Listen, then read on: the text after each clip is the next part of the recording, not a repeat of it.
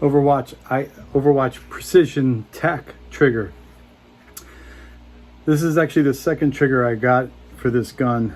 I first put an ITTS trigger, which is just like this one. I really like this trigger.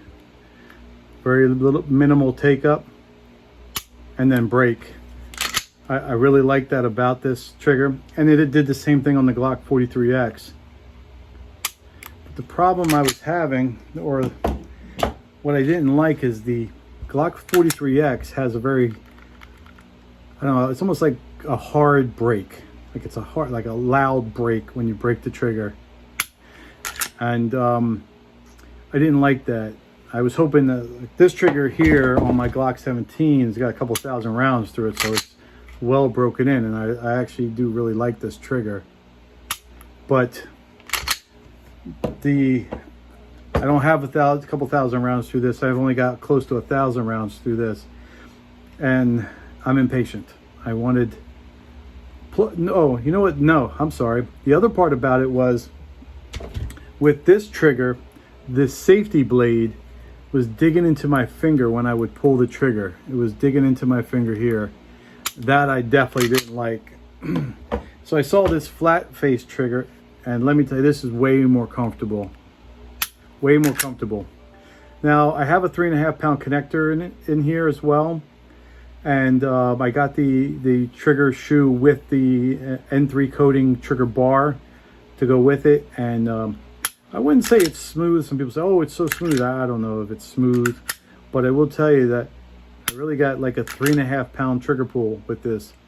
And what I found is, for me, when I'm aiming, there's almost like two walls on here, which is like kind of like the stock Glock trigger, which I do not like. But it's predictable, so I can feel it with my finger. See there, it's very minimal take up. That's it.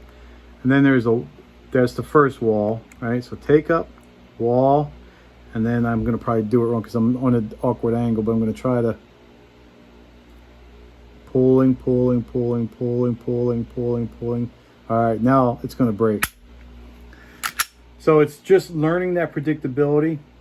Yeah, so I just rolled right through it. I rolled right through it again. Rolled right through it again. Light trigger. All right, I'm right on it, and then boom. So as far as accuracy, I'm actually more accurate with this trigger. I don't know if it's because I'm focusing on just squeezing ever so slightly till I get to the wall, like right there, boom. But I'm much more accurate with this trigger. It feels much nicer in my hand. It doesn't pinch, you know, it's not poking my finger. So I really do like this trigger. I like it a lot. I think as time goes on and I get some rounds with this trigger, I think I've only had used about 200 to 300 rounds with this trigger in here. As I get more rounds down range, I'm sure this trigger will even be somewhat lighter. But I like it. I like it. I'm happy with it. I'm happy I switched the other trigger, which I do like. I love it in my Glock 17, but it was poking my hand too much on this gun. I don't know why. It just had a different feel. It was similar to the Glock 17, where it was just very little take up and then break, but which I do like that. I don't like a lot of pull. Like, I'm not a fan of that creep, but it kind of works for me. This gun I've been more accurate with this gun. I'm almost as accurate with this gun as I am with the Glock 17. And you can see it's much smaller. So all in all, I'm very happy with the Overwatch Precession Tac Trigger. I do not regret my decision of getting this one after getting the other one. So very happy with it. So that's it. That's the Overwatch Precession Tac Trigger. So you get a little close-up of it.